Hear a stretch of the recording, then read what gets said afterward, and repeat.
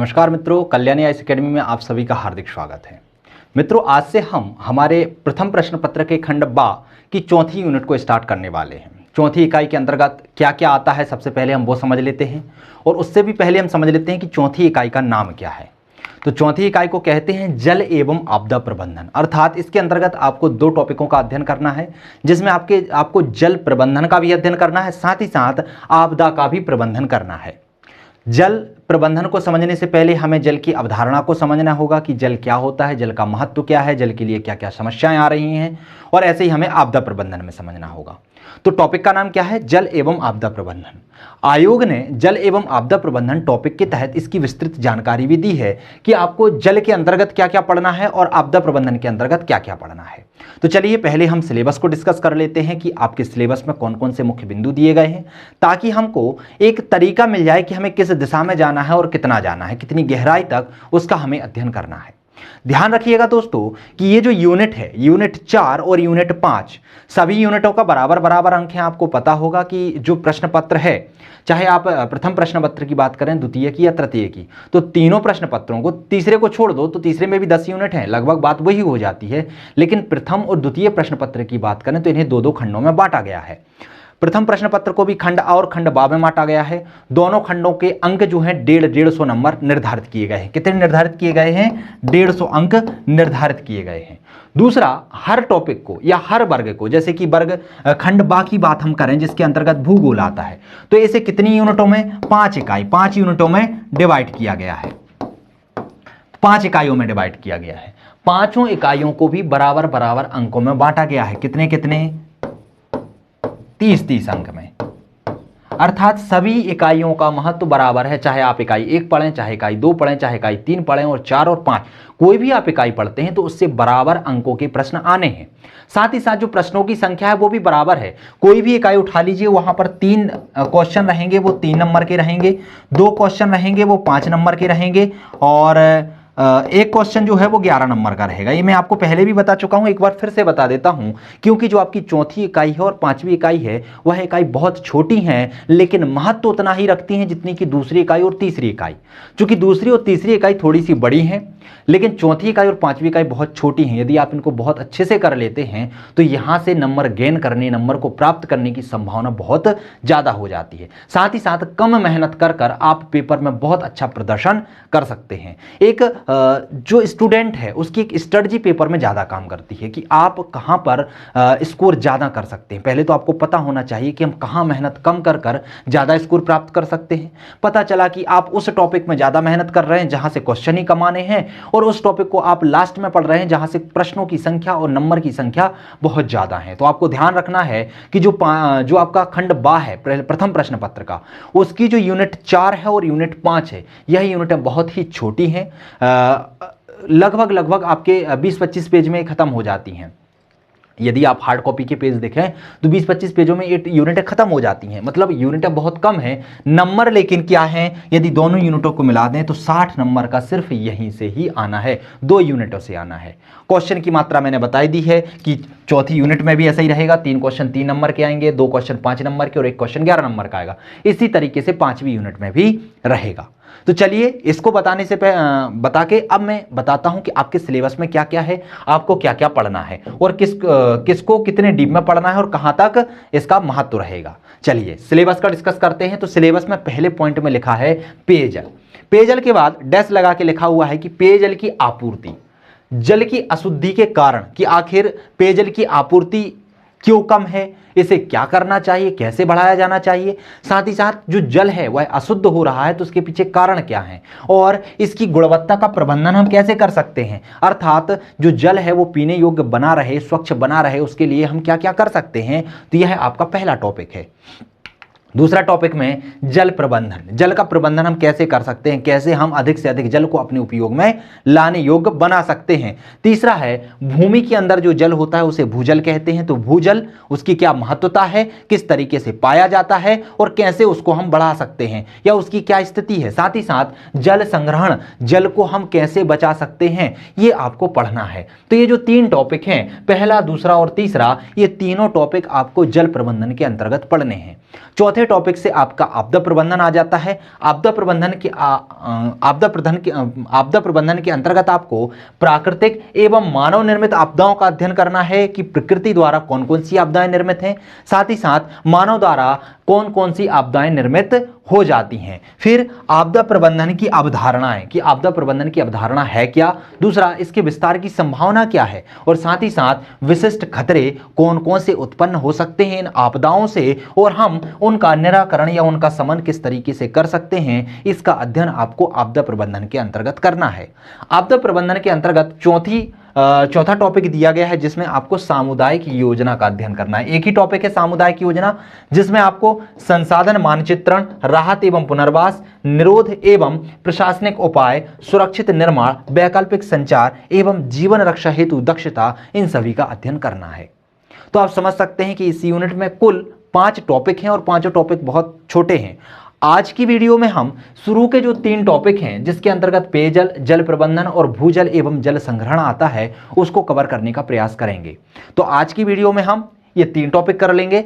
अगले वीडियो में हम प्राकृतिक आपदाओं को और फिर सामुदायिक योजनाओं को कवर करने का प्रयास करेंगे। तो लगभग आपकी 3 से 4 वीडियो इस टॉपिक के अंतर्गत बनेंगी और उसमें आपके 30 नंबर पक्के हो जाएंगे जो आयोग द्वारा पूछे जाने हैं। क्लियर हुआ? चलिए हम बढ़ते हैं अपने टॉपिक की ओर, स्टार्ट करते हैं जल प्रबंधन को। सबसे पहले उठाते हैं हम पेयजल को। पेयजल होता क्या है, लेकिन पेयजल को समझने से पहले हम पूरे विश्व में या पूरी पृथ्वी पर जल की स्थिति का आकलन कर लेते हैं कि आखिर वास्तव में पूरे विश्व में जल की स्थिति है क्या। तो दोस्तों यदि हम जल की स्थिति की बात करें तो पूरे विश्व में जल 2 प्रकार से पाया जाता है, एक सतही जल के रूप में और एक भूमिगत जल के रूप में। सतही जल के रूप में जो भूमि होती है, भूमि के 2 फीट अंदर तक का जो जल होता है उसे क्या माना जाता है? सतही जल। सतही जल किन माध्यमों से पाया जाता है? तो सतही जल की बात करें तो जैसे महासागरों का जल होता है तो वो तो उपयोग के लायक नहीं है। अच्छा, उपयोग के लायक जो जल है वो कैसा होगा? तो जो तालाबों में होता है, जो नदियों में होता है, जो झरनों में होता है, तो ये क्या होता है? सतही जल होता है, नहरों में होता है, कुओं में पाया जाता है। तो ये जो जल होता है इसे कहते हैं हम सतही जल। भूमिगत जल क्या होता है? जो भूमि की बहुत गहराई पर पाया जाता है। इसका उपयोग हम कैसे करते हैं? तो इसका उपयोग हम बोरवेल के द्वारा करते हैं, गहरे कुएं खोद कर करते हैं। तो जो बोरवेलों के माध्यम से जल निकाला जाता है उसे क्या कहते हैं? भूमिगत जल कहते हैं। तो क्लियर हुआ, जल हमें कहां कहां से प्राप्त होता है? 2 प्रकार से होता है, या तो सतही जल के आधार पर प्राप्त होगा या भूमिगत जल के आधार पर प्राप्त होगा। लेकिन यदि हम जल की बात करें कि पूरी पृथ्वी पर जल का प्रतिशत है कितना और कितने जल का हम उपयोग कर सकते हैं, तो दोस्तों आपको पता है कि पूरी पृथ्वी पर 2/3 भाग पर, कितना? 2/3 भाग पर जल विस्तृत है। कितना है? जल विस्तृत है। सॉरी, 2/3 नहीं, 3/4 भाग पर जल है ना। 3/4 भाग पर यदि 4 भाग कर दिए जाए पृथ्वी के तो उस पर 3 जो भाग रहेंगे उस पर क्या है? जल है। अर्थात यदि हम इस तरीके से बांटें तो ये जो भाग है वो कौन सा है? जल का भाग है। 3/4 भाग जल का है, बाकी स्थल का है। यदि हम पृथ्वी को दोनों गोलार्धों में बांट दें, एक उत्तरीय गोलार्ध और दक्षिणीय गोलार्ध, तो यहां पर भी जल का प्रतिशत अलग अलग है। जैसे कि हम उत्तरीय गोलार्ध की बात करते हैं तो यहां पर 60.7% भाग पर क्या है? जल है, बाकी भाग पर क्या है? स्थल है। लेकिन हम दक्षिणीय गोलार्ध की बात करते हैं तो दक्षिणीय गोलार्ध में 81% भाग पर क्या है? जल है, बाकी भाग पर क्या है? स्थल है। तो समझ रहे हैं कि जल का प्रतिशत पृथ्वी पर कितना ज्यादा है। यदि हम पूरी पृथ्वी के जल की बात करें तो पूरी पृथ्वी के 97.5% जल कहां पर पाया जाता है? महासागरों में पाया जाता है। और आपको पता होगा कि जो महासागरों का जल होता है वह खारा होता है, पीने के उपयोग में नहीं आता है, साथ ही साथ मानव इसका उपयोग भी नहीं कर पाता, इतना ज्यादा यह खारा होता है। तो ये 97.5% जो जल है पूरी पृथ्वी का, वो तो मानव के उपयोग लायक है नहीं। तो फिर उपयोग के लायक कितना जल है, या स्वच्छ जल की बात करें तो वो कितना प्रतिशत है? तो पूरी पृथ्वी पर 2.5% जो जल है वो बस स्वच्छ जल के रूप में है। लेकिन क्या मानो ये 2.5% जल है वो पूरा उपयोग कर सकता है? आपको लग रहा होगा कि ठीक है, पृथ्वी पर इतना जल है, उसका 2.5% तो है हमारे लिए। लेकिन दोस्तों ध्यान रखिएगा कि जो 2.5% जल है उसमें भी बहुत ज्यादा प्रतिशत तो आपका ग्लेशियर के रूप में जमा हुआ है, बर्फ के रूप में जो पहाड़ हैं, जो ग्लेशियर हैं, वहां पर जमा हुआ है। तो फिर आपके लिए पीने लायक पानी बचा कितना, या उपयोग के लिए पानी बचा कितना? बहुत कम बचा। मात्र 0.03% ऐसा कुछ पानी है, 0.2% इतना प्रतिशत पानी ही आपके पीने लायक बचता है या उपयोग के लायक बचता है। अर्थात पृथ्वी पर इतना जल होने के बावजूद भी आपके उपयोग के लिए कितनी अल्प मात्रा में जल है। इसीलिए जल के महत्व को समझते हुए पेयजल आपूर्ति जैसा टॉपिक या पेयजल संबंधी जो प्रबंधन है वह टॉपिक आपके सिलेबस में जोड़ा गया है कि आपको समझना होगा कि जो जल है, जल की जो बर्बादी हो रही है, जो वर्षा के माध्यम से जल आ रहा है उसका हम सही तरीके से उपयोग नहीं कर पा रहे, तो हम उसका उपयोग करें कैसे, उसका महत्व हम कैसे बढ़ा सकते हैं। आखिर कौन से कारण हैं जो पृथ्वी पर जल की बर्बादी को बढ़ावा दे रहे हैं, कौन से कारण हैं जो पृथ्वी पर उपस्थित जो स्वच्छ जल है उसको भी गंदा कर रहे हैं। यदि हम बात करें कि जो वर्षा के द्वारा पृथ्वी को जल प्राप्त होता है उसका कितना 59%, कितना 59% जल बहकर या तो समुद्रों में चला जाता है नदियों के माध्यम से, अर्थात उसका हम स्टोर नहीं कर पाते। जो बरसात के द्वारा जल आता है वो स्वच्छ जल होता है, उसका हम उपयोग कर सकते हैं, लेकिन हमारी गलतियों की वजह से वो 69.59% जल कहां पर चला जाता है, या तो नदियों के माध्यम से सागर में चला जाता है या बाष्प बनकर वायुमंडल में चला जाता है। अर्थात जो वर्षा का जल है उसका भी हम 59% भाग तो उपयोग ही नहीं कर पाते हैं। अर्थात आज समझ सकते हैं कि जल की कितनी भारी समस्या या विकट समस्या हमारे सामने आने वाली है, और इसी समस्या को ध्यान में रखते हुए यह टॉपिक आपको जोड़ा गया है और सरकार भी इस पर बहुत ज़्यादा सही कदम उठा रही है, धीरे धीरे इसको सही करने के प्रयास कर रही है। जल की समस्या दिनों दिन बढ़ती जा रही है और इसी समस्या है वो शहरी और ग्रामीण दोनों क्षेत्रों में जल आपूर्ति करना संभव हो रहा है। जो जल की समस्या बढ़ रही है उसके कारण जो गांव हैं, चाहे शहरों की बात करें, वहां पर जो स्वच्छ जल है उसकी आपूर्ति करना बहुत मुश्किल हो गया है। आप देखिएगा कुछ कुछ क्षेत्र तो सूखाग्रस्त क्षेत्र हो जाते हैं, कहीं कहीं पर तो जल की समस्या इतनी विकट बन जाती है कि लोगों के लिए 10-10 किलोमीटर, 3-3, 4-4 किलोमीटर दूर जाकर पानी पीने के लिए लाना पड़ता है। तो इतनी विकराल समस्या जो गर्मियों के टाइम पे गर्मी ऋतु में आती है, ग्रीष्म ऋतु में आती है, उस समस्या का निजात कैसे किया जाए। आप देखते हैं शहरों में भी आप देख लीजिए गर्मियों के टाइम पर पानी कम पड़ जाता है, टैंकरों के माध्यम से पानी मंगाया जाता है। तो इन्हीं समस्याओं को निजात करने के लिए लोग शहरों और गांवों तक स्वच्छ पानी पहुंचाया जा सके, इसके लिए सरकार प्रयत्न कर रही है। इसलिए सरकार ने पेयजल आपूर्ति की मांग को ध्यान में रखते हुए राष्ट्रीय जल नीति 1987 बनाई। कब बना, कौन सी बनाई? राष्ट्रीय जल नीति 1987। उसके बाद इसी का परिवर्तित रूप बनाया राष्ट्रीय जल नीति 2002। कब आई? 2002 में आई, ताकि पेयजल आपूर्ति की जो समस्या है उसको दूर किया जा सके, लोगों के लिए स्वच्छ जल उपलब्ध कराया जा सके। अब हम समझ लेते हैं सबसे पहले कि राष्ट्रीय जल नीति 1987 क्या है और राष्ट्रीय जल नीति 2002 क्या है, इसके अंतर्गत कौन कौन से प्रावधान रखे गए थे, कौन कौन से मुख्य बिंदु इनमें समाहित किए गए थे। तो सबसे पहले देख लेते हैं हम राष्ट्रीय जल नीति 1987। राष्ट्रीय जल नीति 1987 का मुख्य उद्देश्य क्या है? जल संसाधनों का राष्ट्रीय हित में प्रबंधन करना तथा इसके लिए सुव्यवस्थित योजना का तैयार करना। क्या है? जो जल संसाधन है उसका राष्ट्रीय हित में प्रबंधन करना, उसका मैनेजमेंट करना, ताकि जो जल है वह बर्बाद ना हो पाए। साथ ही साथ इसके लिए एक सुव्यवस्थित योजना को तैयार करना। इसमें जल जो है उसे राज्य स्तर का विषय बना दिया गया, क्योंकि केंद्र में क्या हो रहा था, केंद्र इसको अच्छे से नहीं डील कर पा रही, तो उसने कहा स्थानीय स्तर पर इसका जो प्रबंधन है वो बहुत अच्छे तरीके से हो पाएगा। तो उन्होंने क्या किया कि इसको राज्य स्तर का विषय बना दिया कि अब जो राज्य सरकार है उसे ही इसके प्रबंधन के अधिकार सौंप दिए जाएंगे। राज्य सरकार जल के प्रबंधन का अधिकार अपने पास रखेगी और उसके प्रबंधन के लिए कार्य करेगी। राज्यों द्वारा जल विवादों का हल ना निकलने पर, अब मान लीजिए कि एक नदी है, नदी का क्षेत्र तो निश्चित होता नहीं है, एक राज्य से निकलती है तो फिर दूसरे राज्य में भी जाती हुई, तीसरे राज्य से निकलते हुए फिर सागर में जाकर मिलती है। तो जब एक राज्य से नदी निकलती है और दूसरे राज्य की सीमा से होती है या दूसरे राज्य से गुजरती है तो बहुत सारे विवाद बनते हैं। कैसे विवाद बनते हैं? मान लीजिए इसका उत्पन्न या यहां से यह नदी उत्पन्न होती है, आगे की ओर बढ़ती है, यहां पर दूसरे राज्य की सीमा आ जाती है। इस राज्य को लगता है कि यार नहीं, इस नदी पर हम बांध बनाकर इसके जल का उपयोग हम ही कर लेते हैं, और वो यहाँ पर बांध का निर्माण कर लेता है। जब यहाँ पर बांध का निर्माण कर लेता है तो दूसरे वाले राज्य को इस नदी से आने वाले पानी की कमी महसूस होती है, उसके लिए ना तो सिंचाई के लिए जल मिल पाता है ना पीने के लिए जल मिल पाता है। तो इससे विवाद उत्पन्न होता है, क्योंकि नदी क्या है, एक प्राकृतिक चीज है, इस पर किसी मानव का तो नियंत्रण है नहीं, या किसी मानव की पूंजी तो यह है नहीं कि आप इस पर कब्जा कर लें। तो इसमें क्या होता है, 2 राज्यों 3 राज्यों के मध्य विवाद उत्पन्न होते हैं। तो उनसे कहा गया है कि जो विवाद होते हैं वह आप बातचीत के माध्यम से इनका हल निकालिए, और यदि हल नहीं निकलता है तो हल के लिए फिर न्यायाधिकरण का, ट्रिब्यूनल का प्रावधान किया गया। ट्रिब्यूनल कहा गया कि आप इन मामलों को ट्रिब्यूनल को सौंप दीजिए, वह फिर इसका हल निकालेगा। तो यहाँ पे ट्रिब्यूनल जो न्यायाधिकरण है उसकी स्थापना की गई। इसके तहत केंद्र सरकार राज्य सरकारों को तकनीकी हस्तांतरण प्रदान करेगी, तकनीकी सहायता प्रदान करेगी। अर्थात केंद्र सरकार राज्य सरकारों को जल के प्रबंधन के लिए क्या करेगी, तकनीकी सहायता भी मुहैया कराएगी। साथ ही साथ राज्यों के अधिकार दिया गया है कि जल विवादों का वह वार्ता के माध्यम से क्या करे, सुलझाए। पहले वार्ता के माध्यम से सुलझाए, और यदि नहीं सुलझता है तो उसे फिर न्यायाधिकरण के पास भेज दिया जाएगा। बात करते हैं राष्ट्रीय जल नीति 2002 की। जो राष्ट्रीय जल नीति 2002 है वह 1987 की जो जल नीति आई थी उसी का संशोधित रूप है।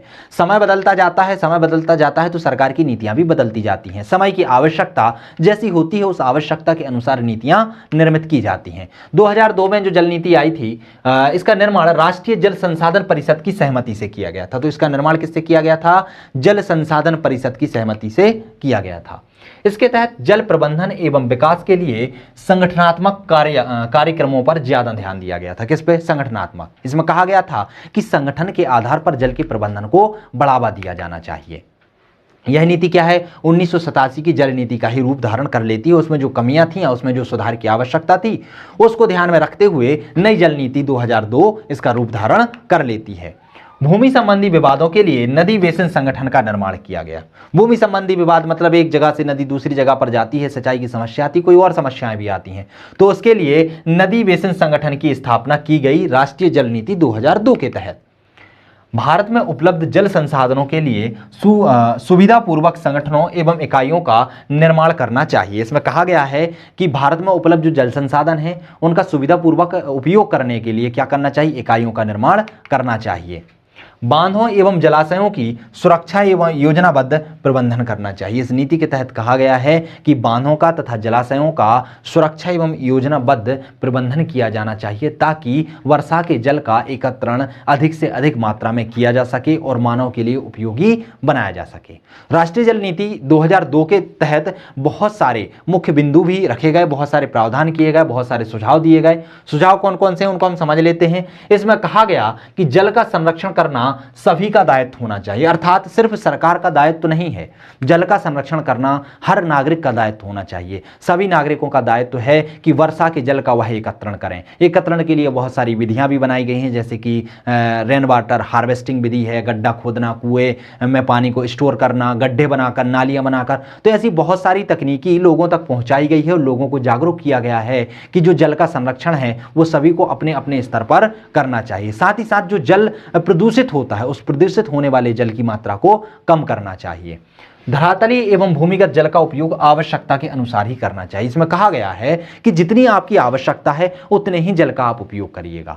क्योंकि क्या होता है कि जब सरकार कृषकों को सब्सिडी दे देती है बिजली में, तो लोग क्या करते हैं, जो मोटर चलाते हैं जिससे सिंचाई करते हैं, तो वह क्या करते हैं, बहुत ज़्यादा सिंचाई करते हैं। सिंचाई के भी बहुत सारे प्रकार होते हैं, जैसे कि बाढ़ सिंचाई होती है, खुली सिंचाई होती है, स्प्रिंकलर सिंचाई होती है। सरकार बोलती है आप स्प्रिंकलर सिंचाई करिए, आप ड्रिप सिंचाई करिए, लेकिन किसान क्या करते हैं, खुली सिंचाई करते हैं। खुली सिंचाई से पानी की बर्बादी ज्यादा होती है और पानी का उपयोग जो है वह कम हो पाता है। तो 2002 नीति के तहत कहा गया है कि सरकार कहती है कि जितनी आपकी आवश्यकता है आप उतने ही जल का उपयोग कीजिए और जल की बर्बादी को रोकिए।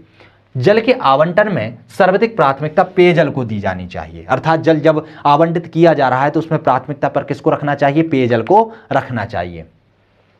जल भंडारों का मूल्यांकन सामाजिक समानता के अनुसार किया जाना चाहिए, अर्थात जो भंडारण है वो सभी लोगों को समान रूप से वितरित किया जाना चाहिए। जल संरक्षण हेतु लोगों को जागरूक एवं प्रशिक्षित करना चाहिए, अर्थात लोगों के लिए जो भी जल संरक्षण की तकनीकी होती हैं उन सभी तकनीकों से अवगत कराना चाहिए। उन्हें प्रशिक्षण देना चाहिए कि किस तरीके से हम वर्षा के जल का संरक्षण कर सकते हैं, किस तरीके से हम जल की शुद्धता को बनाए रख सकते हैं, किस तरीके से हम जल को प्रदूषित होने से बचा सकते हैं। तो इस तरीके की सहायता, इस तरीके का प्रशिक्षण लोगों को दिया जाना चाहिए। पर्यावरण संतुलन को ध्यान में रखकर जल की योजना को बहुमुखी लाभ के आधार पर बनाना चाहिए, अर्थात जल की योजना इस तरीके से तैयार करना चाहिए जिससे कि पर्यावरण संतुलन बना रहे, अर्थात जल का ज्यादा उपयोग ना हो पाए।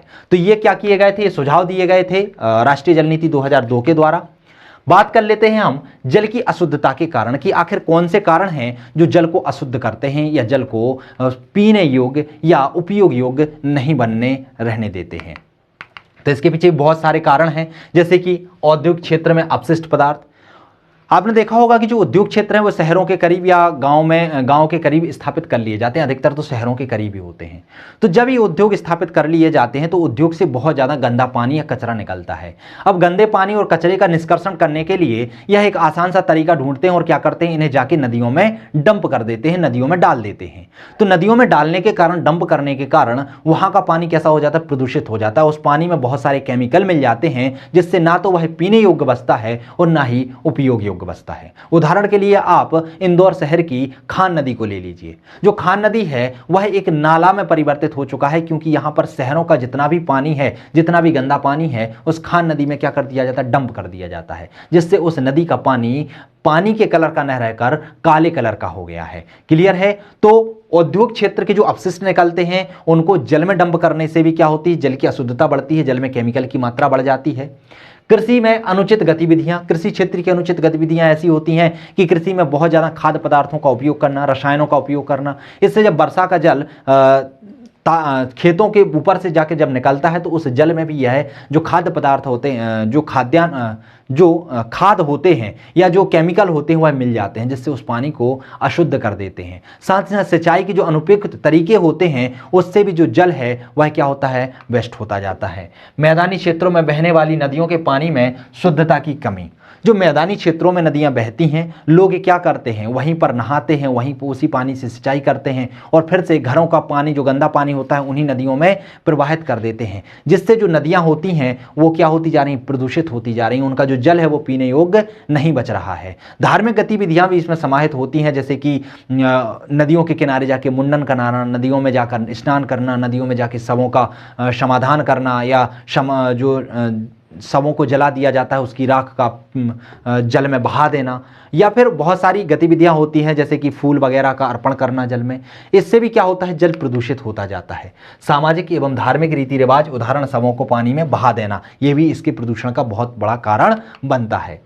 जहाज़ों से होने वाला काला तेल का रिसाव, जब बड़े बड़े जहाज जब सागरों में चलते हैं तो उनसे जब जल का रिसाव हो जाता है तो इससे भी क्या होता है, जल प्रदूषित होता है। जल के अंदर जो जीव जंतु होते हैं वह भारी मात्रा में मरने लगते हैं और जल क्या हो जाता है, दूषित हो जाता है। अम्लीय वर्षा क्या होती है, जब कभी जो वर्षा का जल है उसमें कुछ केमिकल जैसे कि नाइट्रस ऑक्साइड, सल्फर डाइऑक्साइड उसमें मिल जाते हैं तो वह एक अम्ल के रूप धारण करके नीचे आती है, अर्थात उसे एसिड रेन कहा जाता है, जो कि त्वचीय कैंसर का रूप भी बन जाता है, बहुत सारी स्वास्थ्य संबंधी समस्याओं को भी जन्म देता है। और जहां जहां पर यह पानी गिरता है वहां वहां के जल को क्या कर देता है, ये दूषित कर देता है। ग्लोबल वार्मिंग भी यह इसका भी प्रमुख कारण है, जो कि जल की अशुद्धता का कारण बनता है। तो इतने सारे कारण हैं जो जल की अशुद्धता के कारण हैं। आपको ज्यादा डीप में नहीं पढ़ना है, सिर्फ जल की अशुद्धता के 5-6 कारण याद कर लीजिए। यदि जल की अशुद्धता के कारण आपसे पूछे जाएंगे तो सिर्फ 5 नंबर में पूछे जाएंगे। 11 नंबर में यहां से प्रश्न बनने की संभावना नामुमकिन है, क्योंकि 11 नंबर के जो प्रश्न होते हैं उनमें 2 से 3 प्रश्न समाहित होते हैं। यदि 2 से 3 प्रश्न आएंगे तो उसमें आप समझ जाइए कि इसको 50 शब्द में ही लिखना पड़ेगा। 50 शब्द में लिखकर आप उस क्वेश्चन को पूरा कर सकते हैं, क्योंकि और जो पार्ट रहेगा वो ज्यादा डीप वाला रहेगा। यदि 11 नंबर का प्रश्न बनेगा तो उसमें यह आएगा कि जल की अशुद्धता के कारण क्या है और इसके निष्कर्षण के लिए क्या क्या उपाय किए जाने चाहिए। इस प्रकार के प्रश्न आएंगे तो आप समझ सकते हैं कि किस तरीके से इसको डील करना है। आगे बढ़ते हैं और देखते हैं पेयजल एवं स्वच्छता गुणवत्ता प्रबंधन। पेयजल स्वच्छता क्या है और इसकी गुणवत्ता प्रबंधन की आवश्यकता क्यों है। तो भारत में प्रत्येक क्षेत्र में पर्याप्त मात्रा में शुद्ध एवं गुणवत्ता युक्त जल उपलब्ध कराना होगा, क्योंकि यदि शुद्ध और गुणवत्ता युक्त जल हर इंसान को नहीं मिलेगा तो इससे बहुत सारी बीमारियां जन्म ले लेती हैं और लोगों के स्वास्थ्य पर बुरा प्रभाव पड़ता है। इसके लिए क्या करना चाहिए, पेयजल एवं स्वच्छता गुणवत्ता प्रबंधन को ध्यान में रखना चाहिए। ठीक है, बात करते हैं कि पेयजल स्वच्छता के लिए या गुणवत्ता प्रबंधन के लिए हम क्या क्या कर सकते हैं। तो ध्यान रखिएगा कि जिन क्षेत्रों में भौम जल की उपलब्धता कम है, भौम जल मतलब भूमि के अंदर जो जल होता है उसका स्तर बहुत नीचे है, बहुत कम है, वहां पर हमें क्या करना चाहिए, वहां पर उपयोग के लिए हमें वर्षा के जल का उपयोग करना चाहिए। और वर्षा के जल के उपयोग के लिए हमें क्या करना चाहिए, हमें वर्षा के जल का संचयन कर बांधों या जलाशयों का निर्माण करना चाहिए, अर्थात बांधों या जलाशयों के माध्यम से जो वर्षा का जल आता है उसका हमें क्या करना चाहिए, संचयन करना चाहिए, उसको रोकना चाहिए, ताकि वह स्थानीय लोगों, जहां पर भौम जल की मात्रा कम है वहां के लोगों के लिए जल की आपूर्ति की जा सके। जिन क्षेत्रों में पेयजल की गुणवत्ता हमेशा प्रभावित रहती है वहां पर एक टास्क फोर्स का गठन किया जाना चाहिए या वो उनको वित्तीय सहायता उपलब्ध करानी चाहिए, ताकि जो पेयजल की गुणवत्ता है वह उचित बनी रहे।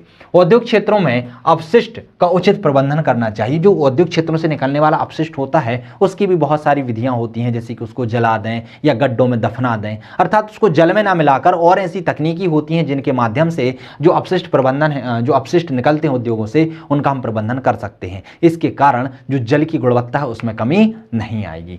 केंद्र सरकार व राज्य सरकार को ऐसी व्यवस्था करनी होगी जो पेयजल स्रोतों को जीवाणु प्रदूषण से सुरक्षित कर सके, अर्थात जो जीवाणु प्रभावित जल हो जाता है उसकी सुरक्षा के लिए भी केंद्र सरकार और राज्य सरकार को कदम उठाने चाहिए। सतही जल व्यवस्था को सुव्यवस्थित करना होगा। सतही जल व्यवस्था अर्थात हमें नहरों के माध्यम से ऐसी जगह पर जल पहुंचाना होगा जहां पर जल की कमी है, और जहां पर पानी बहुत ज़्यादा गिरता है वहां पर बांधों के माध्यम से वहां के जल को स्टोर करना होगा, ताकि जल की बर्बादी ना हो। अपशिष्ट जल का घरेलू कार्य, शौचालय, खेती में उपयोग करना चाहिए। ये बहुत अच्छा कारण है, ये बहुत अच्छा उपाय है जिसके माध्यम से हम जल का उपयोग को बढ़ा सकते हैं। जिस तरीके से आपके नहाने का पानी होता है, नहाने का पानी आप यूज़ में नहीं करते, तो नहाने के पानी को आप एक जगह स्टोर करते जाइए।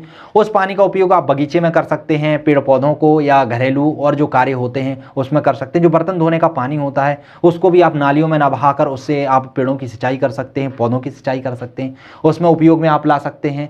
जो कपड़े धोने का पानी है उसका उपयोग हम बाथरूम वगैरह में कर सकते हैं, शौचालय वगैरह में कर सकते हैं। तो इस तरीके से एक बार उपयोग करने के बाद पानी को दोबारा उपयोग लायक बनाना, यह भी बहुत अच्छा कारण है पेयजल या स्वच्छता की गुणवत्ता को बनाए रखने का। भारत में नदियों से संबंधित बहुत सारे विवाद हैं, कभी कभार 3 नंबर में पूछे जा सकते हैं, तो हम देख लेते हैं कि भारत में कौन कौन से नदी विवाद चल रहे हैं। तो एक चल रहा है कावेरी नदी पर विवाद, उसे बोलते हैं कावेरी नदी विवाद। किन किन राज्यों के मध्य है, तो है तमिलनाडु, केरल, कर्नाटक, पुदुचेरी के बीच है। किस किस के बीच है, केरल, कर्नाटक, तमिलनाडु और पुदुचेरी के बीच में है। फिर है कृष्णा नदी विवाद, तो यह कर्नाटक, महाराष्ट्र और आंध्र प्रदेश के बीच में है। ये नदी विवाद क्या है, मैं अभी आपको बता चुका हूं कि एक नदी एक जगह से निकलती है, लेकिन वह सागर में मिलने के लिए या समुद्र में मिलने के लिए कई राज्यों से होकर जाती है। तो जिन जिन राज्यों से होकर जाती है उन राज्यों में जल संबंधी विवाद उत्पन्न हो जाते हैं। कोई राज्य बोलता है कि हमको ज़्यादा पानी दो, दूसरा राज्य बोलता है नहीं हम आपको पानी नहीं देंगे। तो पानी की मात्रा को लेकर इन राज्यों में विवाद चलते रहते हैं। तो कावेरी नदी को लेकर तमिलनाडु, केरल, कर्नाटक और पुदुचेरी में विवाद चल रहा है। उसी तरीके से कृष्णा नदी को लेकर कर्नाटक, महाराष्ट्र और आंध्र प्रदेश में विवाद चल रहा है। गोदावरी नदी की बात करें तो गोदावरी नदी विवाद, जो नदी विवाद है वह आंध्र प्रदेश, मध्य प्रदेश, छत्तीसगढ़, उड़ीसा और कर्नाटक के बीच विद्यमान है। नर्मदा जल विवाद, नर्मदा नदी कहां कहां से होकर जाती है, तो गुजरात से होकर जाती है, महाराष्ट्र से होकर जाती है और मध्य प्रदेश। राजस्थान को भी इसका पानी मिल जाता है नहरों के माध्यम से, तो राजस्थान के बीच में भी इसका विवाद है। तो नर्मदा जल विवाद कहां कहां है, गुजरात, महाराष्ट्र, मध्य प्रदेश और राजस्थान के बीच में है। इसी तरीके से सतलज जो यमुना नदी जल विवाद है वह पंजाब, हरियाणा और राजस्थान के बीच में है। तो ये कुछ जल विवाद हैं भारत से संबंधित, वो आपसे यदि पूछ लिए जाएं 3 नंबर में तो आपको पता होना चाहिए कि यह नदी विवाद किन किन राज्यों के मध्य में है। बात कर लेते हैं जल प्रबंधन या जल संरक्षण की। जल प्रबंधन क्या होता है और जल संरक्षण होता क्या है। तो जल प्रबंधन क्या होता है, जल के प्रयोग को घटाना। समझना, आप जल बहुत ज़्यादा उपयोग करते हैं, जितनी आवश्यकता नहीं है आवश्यकता से ज़्यादा जल को आप बर्बाद करते हैं, तो उसको घटाना। जितना उपयोग है आप उतना ही जल का उपयोग करें। जल को एक बार उपयोग के बाद उसको दोबारा उपयोग लायक बनाना। फिर सफाई निर्माण, जल को साफ करना, साथ ही साथ कृषि आदि के लिए अवशिष्ट जल का पुनः चक्रण करना। एक बार आपने जल का उपयोग कर लिया है, उसका पुनः चक्रण करके आप दूसरी चीज में उसका उपयोग करिएगा। ये क्या कहलाता है, जल प्रबंधन और जल संरक्षण कहलाता है। अर्थात जल को बर्बाद होने से बचाना, जल के उपयोग को अधिकाधिक बढ़ाना कि एक ही बार उस जल का उपयोग हम कई बार कर सकें। साथ ही साथ जल की गुणवत्ता को बनाए रखना जल प्रबंधन और जल संरक्षण कहलाता है। भारत में जल संकट के प्रमुख कारण हैं क्या, तो बहुत सारे कारण हैं जिसके आधार पर भारत में जल संकट बना हुआ है। कौन कौन से कारण हम समझ लेते हैं। सबसे बड़ा कारण है तीव्र गति से बढ़ती हुई जनसंख्या। जिस तरीके से भारत या पूरे विश्व की जनसंख्या बढ़ रही है वह जल के लिए बहुत बड़ा संकट बनकर उभरी है। क्योंकि जितनी ज़्यादा जनसंख्या बढ़ रही है उसके लिए उपयोग के लिए उतने ही ज़्यादा जल की आवश्यकता पड़ती है। तो तीव्र गति से बढ़ती हुई जनसंख्या के कारण उद्योग भी बढ़ाने होंगे, उद्योग बढ़ाने होंगे तो जल जो होगा प्रदूषित होगा, साथ ही साथ जल की आपूर्ति की समस्या भी सामने आती रहेगी। नगरीकरण, नगरीकरण के तेज विस्तार से क्या होता है, अधिकांश वर्षा का जल व्यर्थ चला जाता है। नगरीकरण का विकास हो रहा है, नगरीकरण के विकास से क्या होता है, वर्षा का जल नदियों के माध्यम से या रस्तों के माध्यम से बहकर व्यर्थ में चला जाता है। फिर औद्योगिकीकरण, औद्योगिकरण जितना ज़्यादा बढ़ता जा रहा है उससे जल के प्रदूषण की मात्रा भी बढ़ती जा रही है। क्यों? क्योंकि उद्योग के द्वारा निकलने वाले कचरे की डंपिंग कहाँ कर दी जाती है, नदियों में कर दी जाती है। उससे निकलने वाला गंदा जल नदियों को दूषित कर देता है। सिंचाई के लिए जल का अंधाधुकरण प्रयोग, जो सिंचाई के लिए बहुत ज़्यादा जल का उपयोग करते हैं लोग, खुली सिंचाई के लिए करते हैं, जितनी उपयोग की आवश्यकता नहीं है उतने जल का उपयोग करते हैं। इससे जो भूमि के अंदर का जो जल है, जो स्तर है, वह धीरे धीरे घटता जा रहा है। तो यह भी वो जो जल है, जल संकट की बहुत बड़ी समस्या बनकर उभरा है। वनों की तेजी से कमी, वर्षा जल का बर्बाद हो जाना आदि जल संकट के कारण है। जैसे जैसे हम वनों को लगातार काटते जा रहे हैं, वनों की कमी पृथ्वी पर होती जा रही है, वह भी वर्षा की कमी का कारण बनती है। और जब वर्षा कम होगी तो सूखा प्रभावित क्षेत्र ज़्यादा बनेंगे, और जब ऊपर से पानी नीचे आएगा ही नहीं तो जल के संसाधन में बढ़ोतरी होगी कैसे? लोग क्या करेंगे, जब सतही जल में कमी आ जाएगी तो लोग भूजल का उपयोग करने लगेंगे। और देख रहे हैं आप, व्यक्ति भूजल का उपयोग बहुत ज़्यादा कर रहे हैं। जहाँ पर वर्षा कम होती है वहाँ पर भूजल का उपयोग बहुत अधिक मात्रा में होता है, और लगातार इसका उपयोग होने से जो जल स्तर है वह धीरे धीरे नीचे चला जाता है। पहले जहाँ कभी 60 या 70 फीट गड्ढा करने पर पानी निकल आता था, आज 200 और 300 फीट गड्ढा करने पर भी पानी नहीं निकल रहा है। इसका मुख्य कारण है भूजल के स्तर में आती हुई कमी। तो ये सारे कारण हैं जो भारत में जल संकट के प्रमुख कारण के रूप में उभर कर आते हैं। बात करते हैं हम भारत में जल संरक्षण के उपाय कि आखिर भारत में हम जल संरक्षण को किस तरीके से बढ़ा सकते हैं। तो जो कारण भारत में जल की बर्बादी के हैं, यदि उन्हीं में हम सुधार कर लें तो उसी से जल का संरक्षण हो जाएगा। जैसे कि हमने प्रमुख कारण देखा था जनसंख्या वृद्धि। जल संकट का प्रमुख कारण क्या देखा था हमने? जनसंख्या वृद्धि देखा था। तो बढ़ती जनसंख्या, यदि हम बढ़ती जनसंख्या, बढ़ती आबादी को नियंत्रित कर लें तो क्या हो जाएगा, जो जल संकट है उस पर भी नियंत्रण लगाया जा सकता है। वनों का संरक्षण, हमने देखा था कि जो वनों की कटाई बहुत अधिक हो रही है जिसके कारण वर्षा की मात्रा भी बहुत कम हो रही है। यदि हम वनों के संरक्षण या संवर्धन पर विशेष ध्यान दें तो जिन जल स्रोतों पर प्रतिकूल प्रभाव पड़ रहा है उन पर क्या हो जाएगा, अनुकूल प्रभाव पड़ने लगेगा, और वनों से बहुत ज़्यादा पानी गिरने लगेगा, अर्थात जो पानी की कमी है वह कम होने लगेगी। सिंचाई व्यवस्था को और अधिक कुशल बनाना, सिंचाई में नवी नवी तकनीकों का उपयोग करना, जैसे कि ड्रिप सिंचाई है, स्प्रिंकलर सिंचाई है, इस तरीके की सिंचाई का उपयोग करना जिससे कि पौधे के लिए जितने जल की आवश्यकता है किसान उतनी ही दे, ताकि जो जल बर्बाद हो जाता है वह जल बर्बाद ना हो पाए। वर्षा जल का संचयन करना ताकि जल को सुरक्षित किया जा सके। जो वर्षा का जल नीचे आता है और नीचे बह जाता है, नालियों के माध्यम से, सड़कों के माध्यम से या नदियों के माध्यम से बहकर सागर में पहुंच जाता है और बर्बाद हो जाता है। हमने देखा था कि 59% जल, जो वर्षा का जल होता है, वो किसी न किसी माध्यम से या तो बाष्पीकरण के द्वारा वायुमंडल में चला जाता है या नदियों या नालों के माध्यम से बहकर सागरों में चला जाता है। तो इसका यदि हम संरक्षण करने लगे, जैसे कि बहुत सारी तकनीकी हैं, जैसे कि रेन वाटर हार्वेस्टिंग है, गड्ढा खोदकर, नालियाँ बनाकर, तालाब बनाकर, इस तरीके से हम उनका संचयन करने लगें तो इससे भी क्या हो जाएगा, जल का संरक्षण सुनिश्चित हो जाएगा। नगरों में सीवेज लाइन तथा उद्योगों से प्रदूषित जल को नदियों, तालाबों या झीलों में प्रवाहित होने से रोकना। यदि हम इन्हें रोक देते हैं तो जल के जो प्रदूषित होने की संभावना ज़्यादा होती है वह क्या हो जाएगी, कम हो जाएगी। तो इस तरीके से हम भारत में जल के संरक्षण को बढ़ावा दे सकते हैं। बहुत सारे कारण हैं। एक और कारण है जैसे कि सरकार द्वारा जल संरक्षण हेतु प्रभावी नीति बनाना। और भी कारण हैं जिन्हें आप अपने मन से जोड़ सकते हैं। जो जो कारण जल प्रदूषण के होते हैं उन्हीं के अपोजिट आप काम करिएगा, उन जल प्रदूषण के कारणों को खत्म कर दीजिएगा, तो इससे क्या हो जाएगा, जल का संरक्षण को बढ़ोतरी मिलेगी। क्लियर है? आप अपने मन से भी इसको और बढ़ा के लिख सकते हैं, लेकिन मुख्य परीक्षा की दृष्टि से 6 पॉइंट बहुत 6 पॉइंट सफिशियंट है। इतना आप लिखेंगे तो आपको नंबर मिल जाएंगे। चलिए आगे बढ़ते हैं, देखते हैं हम भूजल संग्रहण प्रबंधन क्या होता है। भूजल, भूजल मतलब क्या होता है, पृथ्वी के अंदर जो जल उपस्थित होता है उसका संग्रहण कैसे होता है, उसका प्रबंधन कैसे करना है। तो जल संरक्षण प्रबंधन का मुख्य उद्देश्य होता है जल के स्रोतों के ह्रास को रोकना और जल की बढ़ती हुई आवश्यकताओं को पूरा करना। अर्थात जिस तरीके से जल दुरुपयोग में चला जाता है, जल का ह्रास हो जाता है, जल बर्बाद हो जाता है, उसको हमें रोकना है। साथ ही साथ जो जल की आवश्यकता बढ़ रही है उस आवश्यकताओं को पूरा करना, इसे ही हम जल प्रबंधन, जल संरक्षण प्रबंधन कहते हैं। देश में गिरते भूजल स्तर को रोकने हेतु भूजल संसाधनों का पुनर्संभरण के लिए 2 उपाय अपनाए जाते हैं। कौन कौन से उपाय अपनाए जाते हैं उनको हम देख लेते हैं। जैसे कि एक अपनाया जाता है सतही जल का संरक्षण।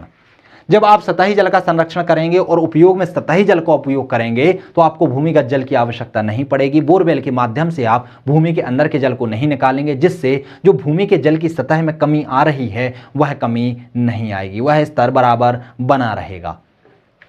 तो क्या होता है सतही की संरक्षण, भूमि के लगभग 2 फीट तक के जल का स्तर सतही जल कहलाता है। इस सतही जल को रोकने हेतु तालाब, बांधों का निर्माण किया जाता है। मैंने आपको स्टार्टिंग में ही बताया था कि जल 2 प्रकार से हम उपयोग कर सकते हैं। सतही जल, एक भूमिगत जल जो 2 फीट तक का जल होता है, सतही जल होता है, उसका उपयोग हम नदियों के, तालाबों, झरनों के माध्यम से कर सकते हैं।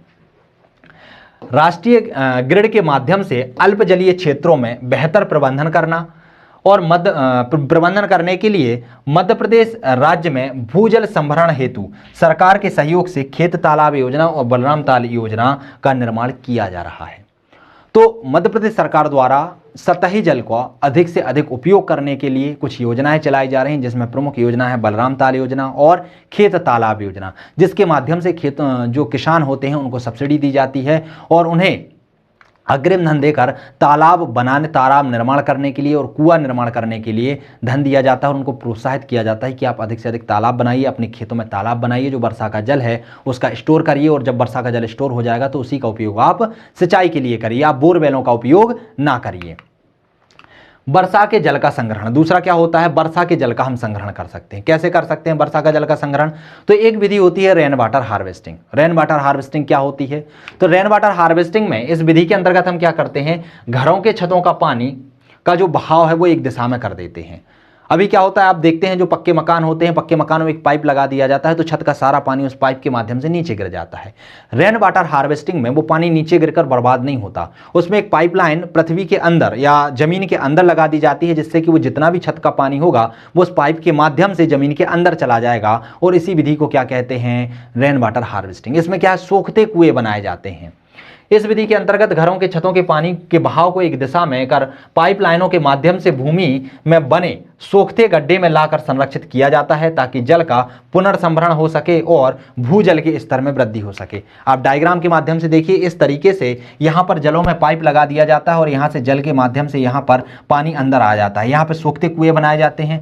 ये जो टंकी होती है यहाँ से भी सीवेज के द्वारा यहाँ पर भी जल अंदर डाल दिया जाता है, जिससे ये जल क्या है, भू स्तर को बढ़ावा देता है। ये भू स्तर हर जगह फिर जाने लगता है और भूमि का जो स्तर, भूजल का जो स्तर होता है वह लगातार बढ़ता जाता है। तो यह बहुत अच्छी विधि है रेन वाटर हार्वेस्टिंग। इसके अलावा भी वर्षा के जल का संग्रहण हम निम्न विधि से भी कर सकते हैं, जैसे कि हम गड्ढे या गर्तिका बना के कर सकते हैं। जगह जगह पर हम गड्ढे बना दें जिससे वर्षा का जल जो बहकर बर्बाद हो जाता है वो बहकर बर्बाद ना हो, एक जगह पर संरक्षित हो जाए। खाई बनाकर फिर कुओं का उपभोग कर आप कुओं का निर्माण करिए और जैसे ही वर्षा का जल उसमें आता है आप उसका स्टोर कर लीजिए, फिर वो धीरे धीरे भूमि के अंदर चला जाता है और मानव के उपयोग के लिए भी बनता है। हेडपंप का उपयोग आप उपयोग कीजिए। आप बोरवेल में मोटर वगैरह ना डालकर हेडपंप लगाइए। हेडपंप से क्या होता है, आपके लिए जितना आवश्यक जल होगा आप उतना ही निकालेंगे, ज़्यादा जल नहीं निकालेंगे। रिचार्ज शाफ्ट एवं रिचार्ज नाली बनाकर और पाइप, कॉलम, स्तंभ द्वारा जल का रिसाव कर आदि माध्यमों के द्वारा हम वर्षा के जल का संरक्षण कर सकते हैं। तो ये 2 विधि होती हैं जिनके माध्यम से हम वर्षा के जल का संरक्षण कर सकते हैं। एक तो तालाब और झरने बनाकर और दूसरा इन विधियों के द्वारा हम जो भूजल संरक्षण है जो पृथ्वी के अंदर है उसको जल का हम स्टोर कर सकते हैं। एक प्रश्न आया था पीएससी में विगत वर्षों में, आपके सिलेबस में तो नहीं है फिर भी मैं बढ़ा देता हूं। प्रश्न आया था कि गंगा, नर्मदा एवं कृष्णा नदी क्षेत्रों में भूजल संसाधन क्षमता को लिखिएगा। ये क्वेश्चन थोड़ा अटपटा था, इतने डेटा याद नहीं रहते, लेकिन प्रश्न पूछा जा चुका है इसलिए मैंने सिलेबस में आपको समाहित करके मैं सोचता हूँ इसको बता दूँ। तो इसको आप देख लीजिएगा, ये डेटा एक बार पढ़ लीजिएगा। यदि दोबारा ये क्वेश्चन रिपीट होता है तो आपसे ऐसा ना हो कि क्वेश्चन ना बने, आपसे क्वेश्चन बन जाना चाहिए। तो भारत की सबसे बड़ी नदी कौन सी है? गंगा नदी है। इसकी कुल औसतन वार्षिक सतही जल क्षमता कितनी है? 525 वर्ग किलोमीटर है, अर्थात यह 525 वर्ग किलोमीटर को सिंचाई उपलब्ध करा सकती है। भूजल संसाधन क्षमता है 421 वर्ग किलोमीटर। कितनी है? 421 वर्ग किलोमीटर। इसी तरीके से यदि हम नर्मदा नदी की बात करते हैं तो नर्मदा नदी जो है भारत की सबसे प्राचीन और बड़ी नदी है। कौन सी बड़ी नदी? पांचवी बड़ी नदी, और मध्य प्रदेश की पहली बड़ी नदी है। और यदि हम इसके वार्षिक सतही जल की क्षमता की बात करें तो वह 45.3 लाख वर्ग किलोमीटर है। और यदि भूजल संसाधन क्षमता की बात करें तो यह 37.97 वर्ग किलोमीटर है। एक कृष्णा नदी का पूछा था, तो कृष्णा नदी की भूजल संसाधन क्षमता कितनी है? 84.4 वर्ग किलोमीटर। इतने डेटा याद नहीं होते हैं, लेकिन फिर भी आप एक बार देख लीजिए, यदि क्वेश्चन आ जाए तो आपसे बनना चाहिए। आगे बढ़ते हैं और जल संरक्षण के तरीकों के विषय में हम जानने का प्रयास करते हैं कि आखिर हम जल संरक्षण के तरीके किस किस तरीके से कर सकते हैं। तो आलवणीय जल की घटती हुई उपलब्धता और बढ़ती मांग को सतत पोषणीय विकास के लिए जल संरक्षण और जल प्रबंधन अत्यंत आवश्यक है। तो ये तो इंट्रो है। यदि आप लिखना चाहें कि क्या हो रहा है, धीरे धीरे पृथ्वी पर जो आलवणीय जल है, जो उपयोगी जल है, वह धीरे धीरे कम होता जा रहा है, जल की जो उपलब्धता है वो कम होती जा रही है। तो उसके लिए आपको क्या है, जल संरक्षण के नवीन तरीके को अपनाना जरूरी है। तो कौन कौन से तरीके हैं उनको समझ लेते हैं, जल संरक्षण के तरीकों को। तो इसको हम दो भागों में बांट कर देखते हैं। एक परंपरागत तरीका आता है और दूसरे भाग में आधुनिक और नवीन तकनीकी आती हैं। परंपरागत तरीके जैसे कि हम अभी देख चुके हैं, परंपरागत तरीकों में हम जल प्रदूषण का निवारण कर दें, अर्थात जैसे उद्योगों का पानी जल में मिला दिया जाता है, नदियों में मिला दिया जाता है, या फिर जल प्रदूषण के बहुत सारे कारण हैं। आप नदियों में, तालाबों में नहाने के लिए जाते हैं, पशु पक्षियों को नहलाते हैं, कपड़े धोते हैं, या फिर बहुत सारे केमिकलों के माध्यम से भी जल प्रदूषित होता है। तो यदि हम जल प्रदूषण को ही कम कर दें तो वह जल क्या हो जाएगा? शुद्ध होने लगेगा, अर्थात जल की उपलब्धता बढ़ने लगेगी। जल का पुनर्चक्रण करके, जो वर्षा का जल होता है आप उसका पुनर्चक्रण कर दें, या फिर जो जल है उसका उपयोग दोबारा करने लगें, तो उसके द्वारा भी क्या कर सकते हैं, हम जल संरक्षण कर सकते हैं। जल संभर प्रबंधन द्वारा जो वर्षा का जल है उसे हम क्या कर सकें, जमीन के अंदर स्टोर कर सकें। वर्षा जल का संग्रहण, भूमिगत जल का संरक्षण, तो ये विधि होती हैं जिन्हें हम परंपरागत विधि के अंतर्गत रखते हैं।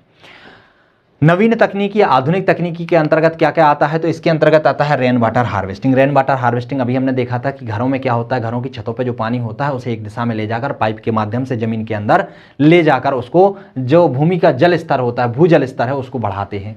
फिर सिंचाई पद्धति में परिवर्तन करके, सिंचाई पद्धति में जैसे कि जो अभी खुली सिंचाई होती है, बाढ़ग्रस्त सिंचाई होती है, उस सिंचाई को कम कर हम ड्रिप सिंचाई है या फिर स्प्रिंकलर सिंचाई है, इसकी हम मात्रा को बढ़ा दें। किसानों को इसकी ओर उत्साहित करें, उनको प्रोत्साहित करें कि आप ड्रिप सिंचाई की ओर बढ़ें, अर्थात पानी के जल का उपयोग जितनी आवश्यकता है उतनी ही करें।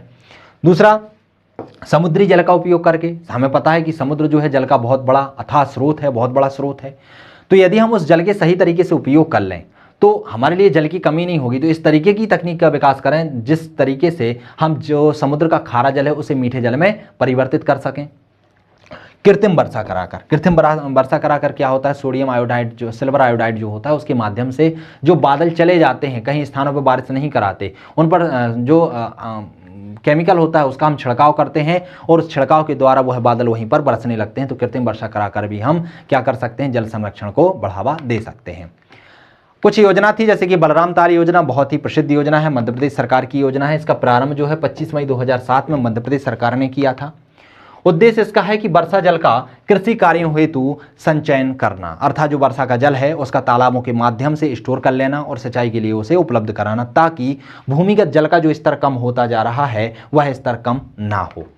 मुख्य क्या है कि एक बलराम ताल के द्वारा 50 हेक्टेयर भूमि पर सिंचाई की जा सकती है।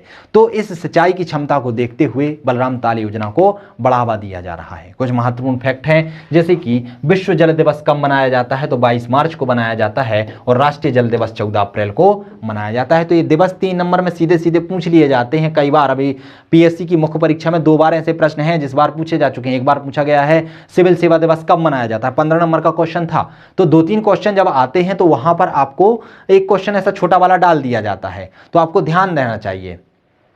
तो ध्यान रखना कि विश्व जल दिवस कब मनाया जाता है, 22 मार्च को, और राष्ट्रीय जल दिवस मनाया जाता है 14 अप्रैल को।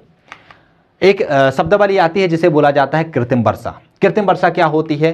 तो इसके द्वारा वायुमंडल में जब सिल्वर आयोडाइड के कण बिखेरने पड़ते हैं जो संघनित नाभिकों को रवाना करने की मदद करते हैं, और जो संघनित नाभिकों को रवाना करते हैं तो उससे जो बादल होते हैं वह बादल क्या होते हैं, उसी जगह पे बरसने लगते हैं, और इस तरीके की जो वर्षा होती है वह कृत्रिम वर्षा कहलाती है। इसका उदाहरण, जैसे इसका उपयोग कहाँ पर, संयुक्त राज्य अमेरिका में के जो कोलोराडो के पठार हैं वहाँ पर इस प्रकार की वर्षा कराने के उदाहरण आपको देखने को मिल सकते हैं। अर्थात जहाँ जहाँ पर वर्षा नहीं होती, जैसे हमारा राजस्थान वाला क्षेत्र है, वहाँ पर वर्षा कम होती है, तो वहाँ पर हम इस विधि के द्वारा वर्षा कराकर वहाँ पर जल की कमी को पूरा कर सकते हैं। तो दोस्तों, जितना भी जल प्रबंधन के अंतर्गत आपका सिलेबस था वो तीनों टॉपिक हमने कवर करने का प्रयास किया। इसके अलावा और क्षेत्र नहीं बचते हैं कि आपके जल प्रबंधन से संबंधित कोई क्षेत्र या सिलेबस का कोई टॉपिक है जो रह गया हो, इससे ही आपके प्रश्न बनेंगे।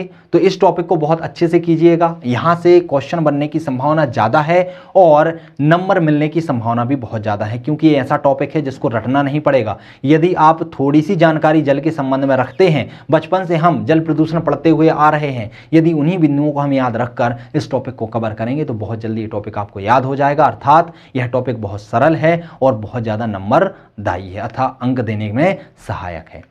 तो चलिए दोस्तों, इस टॉपिक में इतना ही। आगे बात करेंगे अगले वीडियो में, जिसके अंतर्गत हम आपदा प्रबंधन के विषय पर चर्चा करेंगे। चलिए मिलते हैं हम अगले वीडियो में, तब तक के लिए नमस्कार।